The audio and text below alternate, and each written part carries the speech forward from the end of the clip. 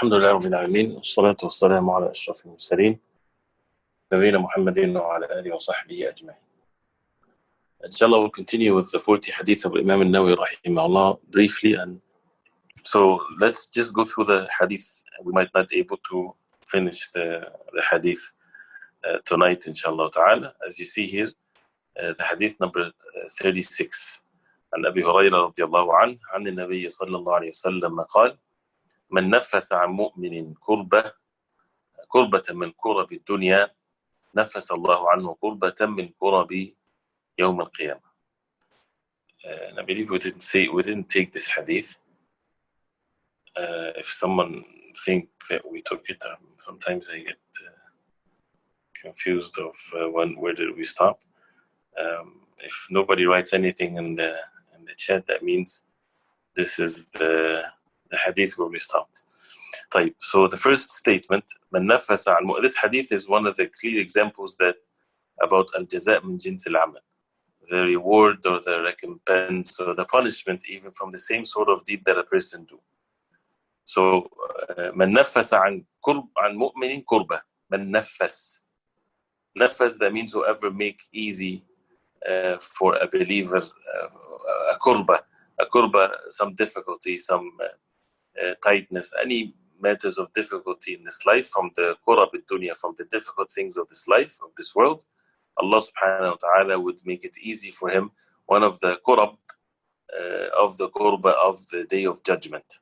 So here the word nafas, as you see here in the sharh, ay wassa', that means something when a person he is in difficulty, as if there is some huge rock on his chest or in his back, as if he's in a very tight position, like someone is cornered with a difficulty. So when you make easy for that person and you relieve him from that difficulty, as if you made the matter spacious for him, you lifted that burden from him. So this is man nafasa an mu'minin, from a believer, kurba, one kurba. And the kurba is the difficulties, the matters that makes it tight for the person in this life. Min kurab al-dunya, from the kurab of this dunya. And the kurab of the dunya, or the difficulties in this life, whether it's sickness or financial difficulty, or even in some relationship or some problem, or anything that makes a person doesn't feel good or feel tight or difficulty, however, take the means to relieve that person, whether it's something physical or non-physical. A person having difficulty with raising his children, and someone else would help him in this difficulty by teaching their children, by reminding them, by advising them. And so it's not just the physical matters or the financial matters or difficulties, whatever difficulties that a person goes through in this life, and one of which is in matters of deen, learning and educating one another and things like this. So whoever relieve a believer from a difficulty in this life, what is the reward? نفس الله عنه كربة من كرب يوم القيامة. Allah subhanahu wa ta'ala will do the same thing for him, but in the day of judgment.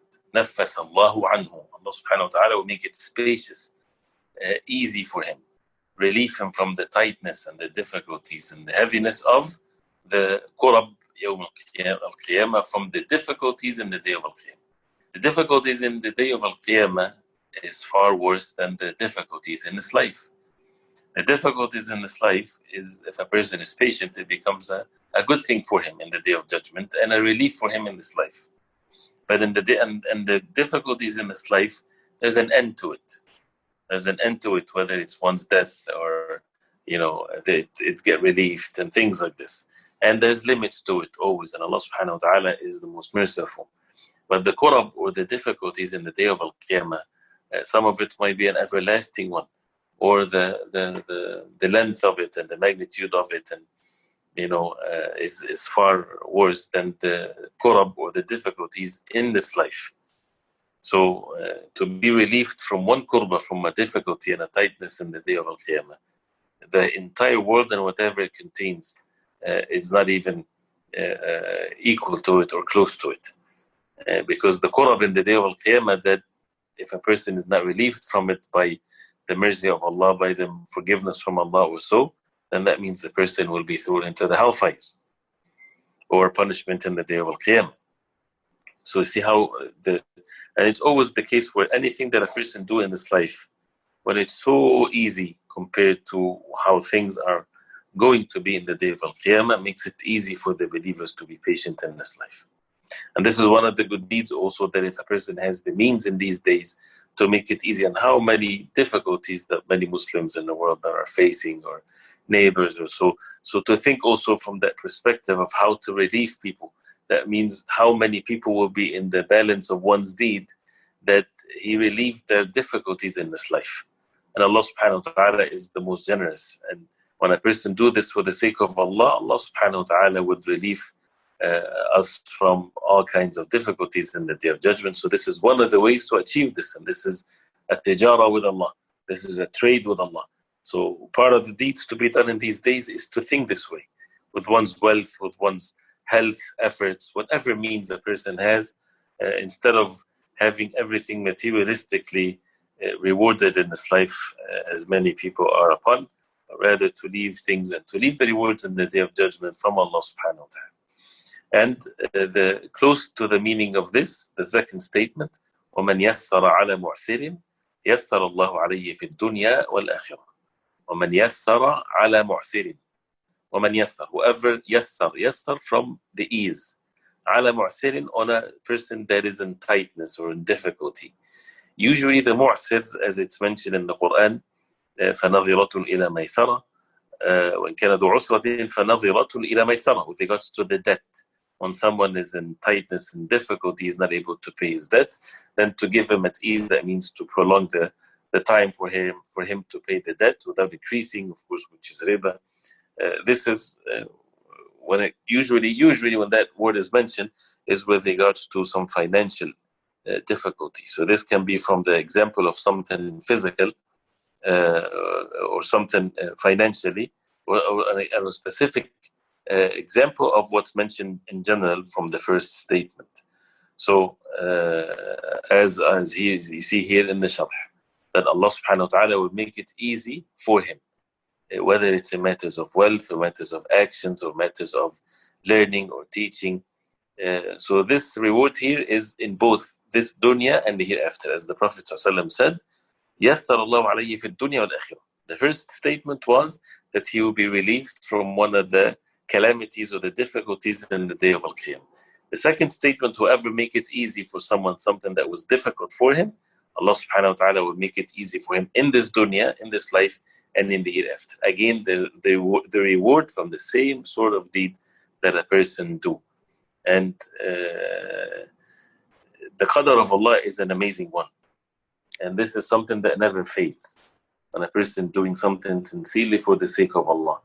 So one of the ways of that, if you find yourself in some form of a difficulty, right, how to relieve oneself from that difficulty, we rather often thinking of how can I relieve myself by thinking physically, maybe have more money or talk to that person, do this or do that. Physical means, which is nothing wrong with taking the physical means. But what comes even more importantly for a person to seek relief is to look into the religious means. And this is a religious mean.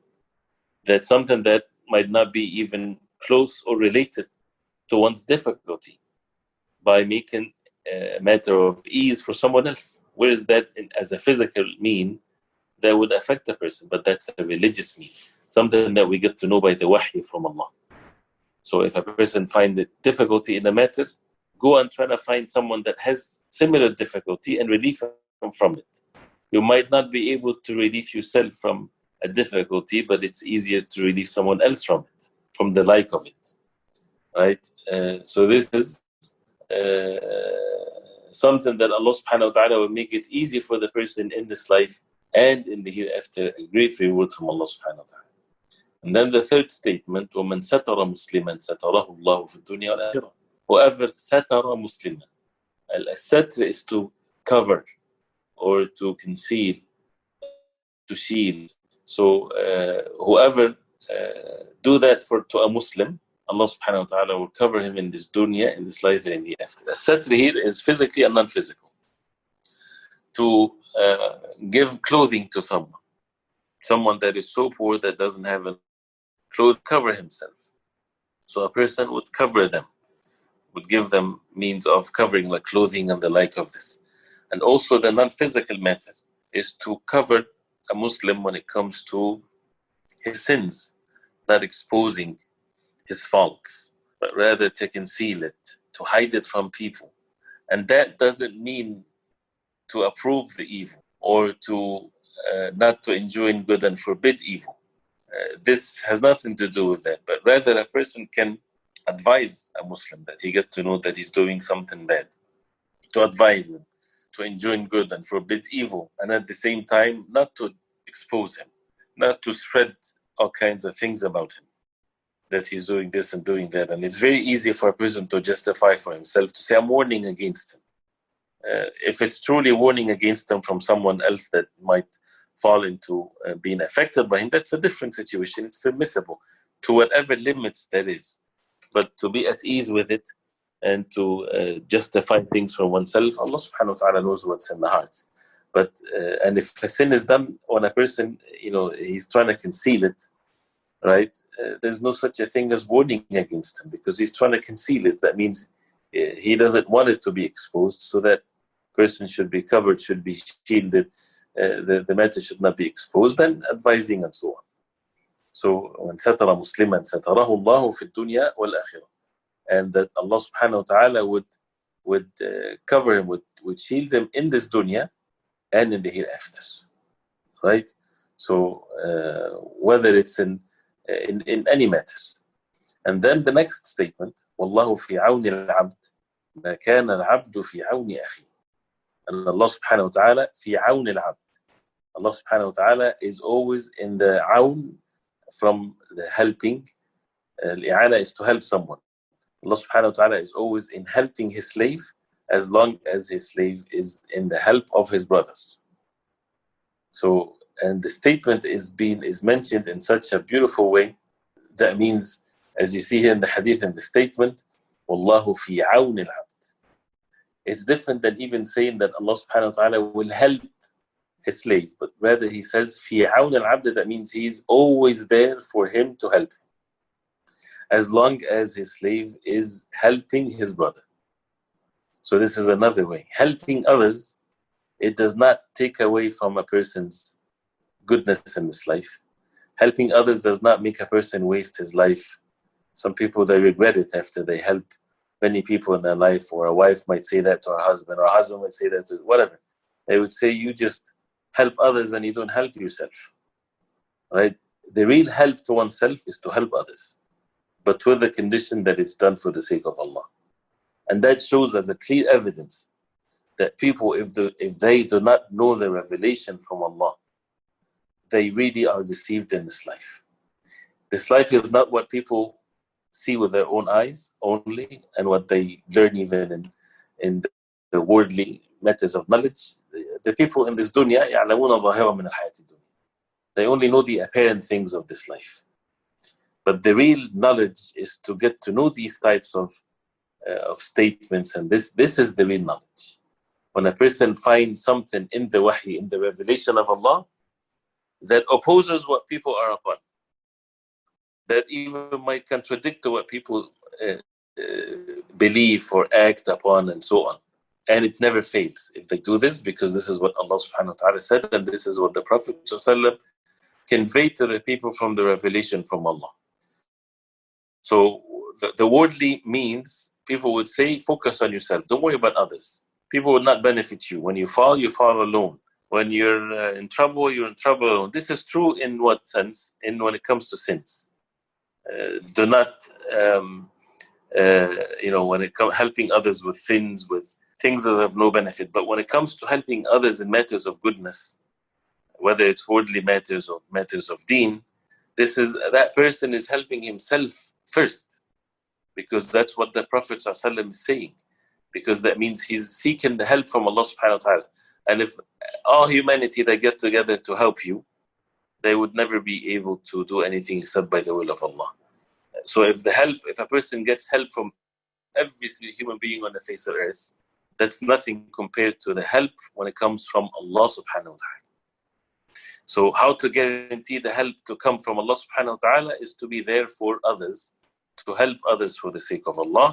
Allah subhanahu wa ta'ala will be there to help that individual beyond what we might expect. You might expect that I need help in my school and my work, some little tiny thing in matters of this dunya. But Allah subhanahu wa ta'ala, when He helps His slave and the believer, it's beyond one's imagination. That if the unseen is lifted, as Ibn al-Qayyim rahimahullah, he said, that the heart of that believer would melt from the love of Allah subhanahu wa ta'ala. That a person would not choose anything else other than what Allah subhanahu wa ta'ala chose for him. So we ask Allah subhanahu wa ta'ala to give us the reality of this and to make among those who are sincere for the sake of Allah subhanahu wa ta'ala. So we'll stop here inshallah ta'ala, and we won't continue the rest of the hadith. Now we'll continue it inshallah ta'ala next time, but hopefully I remember. So if someone can do that favor for me too, inshallah, I'll write it down, but I have an issue always. And this is part of being help for your brother, inshallah, so that we can continue from where we stopped, inshallah ta'ala, in hadith number 36, inshallah. Allah make it easy, inshallah, and accept, inshallah. So we'll stop, inshallah, at this point. It's getting tight for Fajr here. We'll continue, inshallah ta'ala, tomorrow with the Tawheed and also something about the days of the Hajj, inshallah. Wa sallallahu wa sallam wa barak ala Muhammad wa sahbihi wa sallam. Assalamu alaikum wa rahmatullah.